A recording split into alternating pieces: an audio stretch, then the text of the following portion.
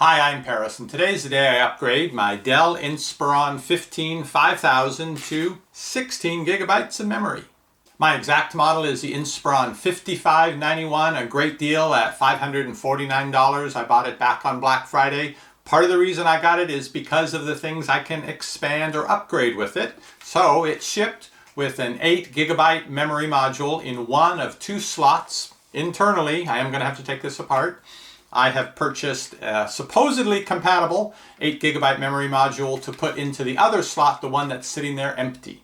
If you're interested in finding out more about the laptop or the compatible memory, I'll link to both down below this video.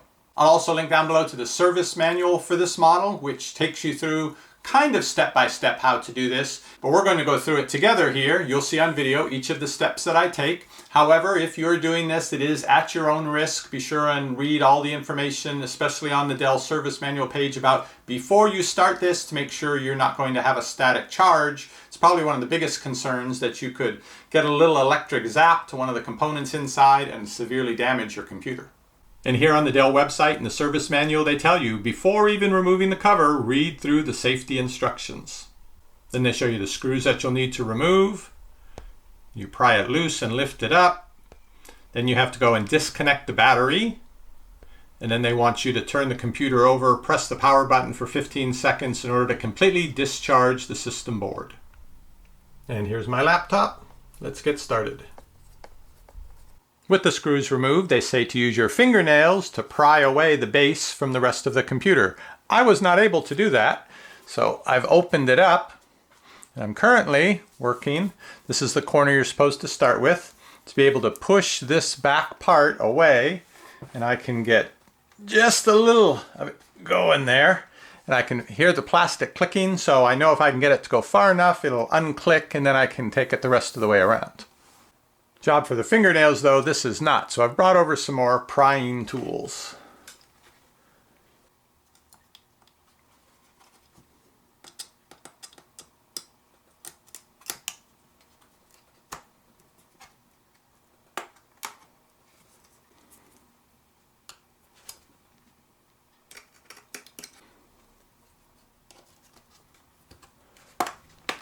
Okay. As I said, more than fingernails are required.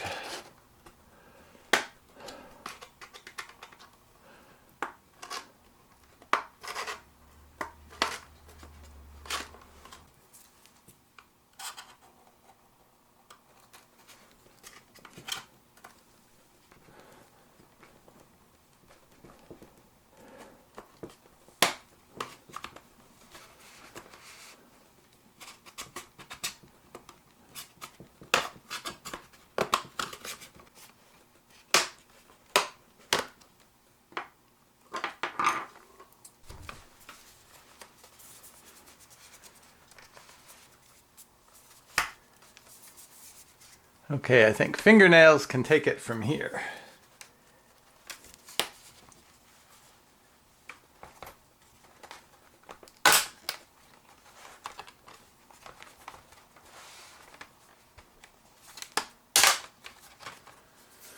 Voila. This is the battery. Takes up a big chunk of the laptop, doesn't it?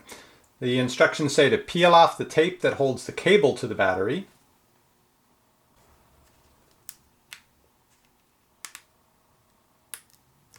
Okay.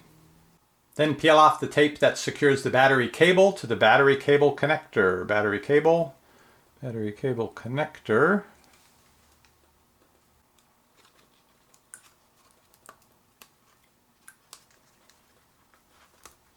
Seems to pull the cable right with it. Okay, cable is unplugged, so the battery is now unplugged from the system. At this point, they want me to turn the computer back over and open it up and press and hold the power button, so I'm going to put that in place so nothing touches things that it shouldn't. Flip it over. Open the display. And then press and hold the power button. Battery's disconnected. It will not come on. It better not come on. Pressing and holding for 15 seconds. This gets rid of any electricity that might have still been left in the system board.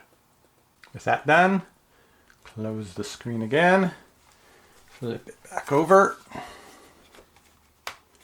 Remove the base cover again. Let's see what we've got.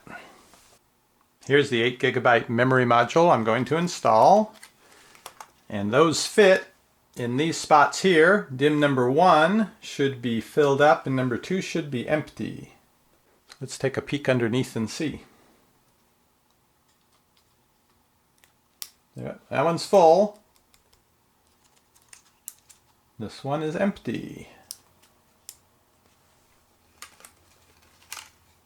I need to line up the little bump inside with this notch. Basically, to one side is shorter, one side is longer. So it's going to go like this. Put it in at about a 45-degree angle till it's good and snug, and then press it down flat and it should click. Okay, click. There we go. Memory's installed. With that, I just need to reconnect the battery cable to the connector here. Slide it in and put the tape back on. And that tape on the cable is good. All right, ready to reassemble.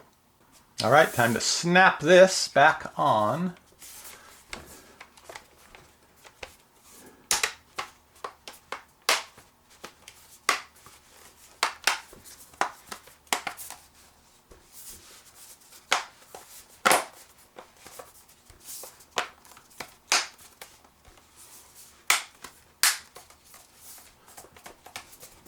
Okay, and now to put the screws back in.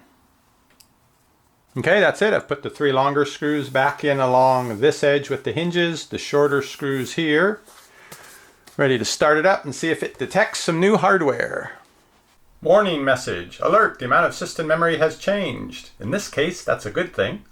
I can continue, go into the BIOS or run a diagnostic. Let's look in the BIOS. Memory is showing 16 gigabytes installed. Excellent. Booted up into Windows just fine and shows 16 gigabytes of installed RAM. So with the laptop upgraded to 16 gigabytes, don't really see it starting up faster, going online, browsing, email, those things. They weren't limited by the memory before. Where I do see the difference is in my video editing program, and that's really where I wanted the extra memory for. Not in the final rendering of the video. I think the speed for that is limited by the Intel QSV feature that I use for the editing. But when I'm working on the video, when I load the files, how fast it comes up the thumbnails, the audio waveform, moving things around, copy, paste, effects, those happen much, much quicker with the extra memory.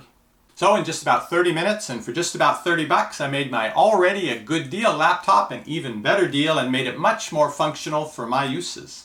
If you're feeling handy and want to give it a try, I'll link to this exact memory module right down below this video. I'll also link to my full review of this laptop, which even now in March of 2020, I still think is the best deal in an upgradable budget laptop. I'll see you on the next review.